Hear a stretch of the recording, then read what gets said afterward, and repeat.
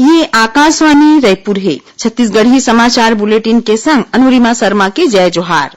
सुकमा जिला में बीते संझा माओवादी मन संग हुए मुठभेड़ में 17 झीन जवान शहीद हो गए। उन्हें 15 अन्य जवान घायल हुए हैं। एमा 2 झीन के हालत गंभीर बताए जाते। सबो घायल मन ला बने इलाज बर रायपुर के एक ठिन प्राइवेट अस्पताल में भर्ती कराए गए हैं। मिले जानकारी मुताबिक चिंता गुफा थाना क्षेत्र ले डिस्ट्रिक्ट रिजर्व गार्ड डीआरजी और स्पेशल टास्क फोर्स एसटीएफ के संघरा टीम सर्चिंग में निकले रहीस। इही दौरान कसालपाड़ और मिनपा के बीच माओवादी मन जवान मन ऊपर फायरिंग शुरू कर दीस। दोनों डहार ले होए फायरिंग में 17 झीन जवान शहीद हो गए। एमा डीआरजी के 12 और एसटीएफ के 5 झीन जवान शामिल हैं। ये जवान मन काली संझा मुठभेड़ के बाद ले लापता रहीन। आज बिहनिया 500 ले ज्यादा जवान मन ला इखर तलाश में पठोए गे रहीस। जिहां ए मन ला मुठभेड़ जगह ले ये सबो जवान मन के लाशें मिलीस। ए मुठभेड़ में माओवादी मन सुरक्षा बल मन के AK-47 राइफल समेत हथियार और यूबीजीएल ला लूट के अपन संग ले गिन। राज्यपाल अनुसुईया उइके, मुख्यमंत्री भूपेश बघेल और पूर्व मुख्यमंत्री डॉक्टर रमन सिंह जवान मन के शहादत ऊपर गहरा दुख प्रकट करीन है। एथी मुख्यमंत्री आज रायपुर के निजी अस्पताल पहुंच के वहां इलाज बर भर्ती घायल जवान मन ले मुलाकात करीन और स्वास्थ्य बारे में जानबा लीन।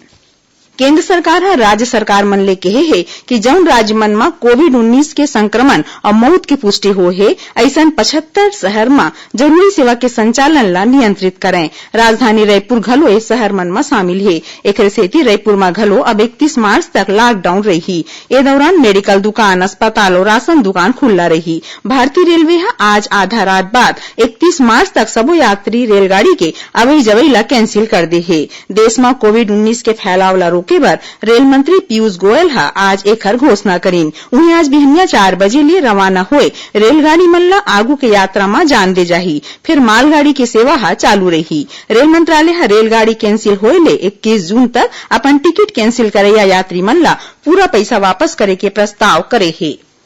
नोवल कोरोना वायरस के संक्रमण के रोकथाम बर देश भर में आज जनता कर्फ्यू के पालन खुद होके करे जात है। प्रधानमंत्री नरेंद्र मोदी बृहस्पति के राष्ट्र के नाव संबोधन में लोगन ले जनता कर्फ्यू के अपील करे रहीन। यह एक ठिन स्वैच्छिक अभियान हवे।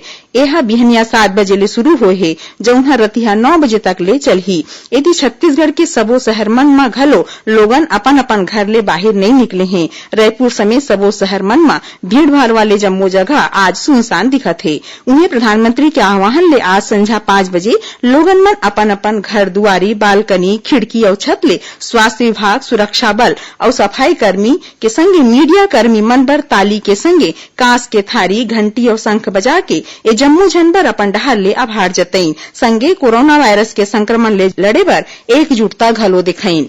केंद्रीय मंत्रिमंडल सचिव और प्रधानमंत्री के प्रधान सचिव आज नई दिल्ली में एक उच्च स्तरीय बैठक करीन जेमा कोरोना वायरस ले पैदा हुई स्थिति और एखर ले बाँचे के उपायों पर चर्चा करेगी। इस बीच केंद्र सरकार देश में कोविड-19 के रोकथाम पर स्वास्थ्य विशेषज्ञ मन के एक उच्च स्तरीय तकनीकी समिति घलो बनाए हैं जेकर अध्यक्ष नीति आयोग के सदस्य डॉक्टर V.K. पाल बनाए गए हैं। उन्हें केंद्रीय स्वास्थ्य और परिवार कल्याण मंत्रालय कोरोना वायरस के संक्रमण ले बाँचे बर बुनियादी सुझाव दे है। लोगन भीड़ ले बाँचे बर कहे गे है। खांसी या बुखार ले पीड़ित मनखे ला दूसर मनखे तिर नहीं जाए के सलाह दे गे है। कोरोना वायरस ले जुड़े कोनो भी सहायता बर हेल्पलाइन नंबर है 0112397804 छत्तीसगढ़ के मुख्यमंत्री भूपेश बघेल कही है कि कोरोना वायरस के संक्रमण ले बचाव बर राज्य सरकार पूरा तरह ले सतर्क और मुस्तैद है। एक संग नियंत्रण और रोकथाम बर सबो जरूरी कदम उठाए जात है।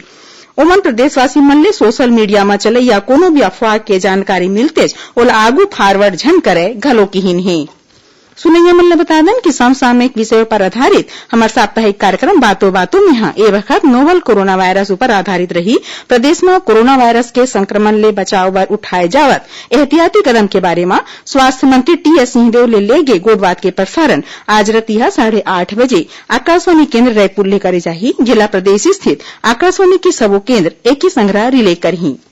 एकरे संग छत्तीसगढ़ी समाचार बुलेटिन यही सिरावत है। जय जोहार।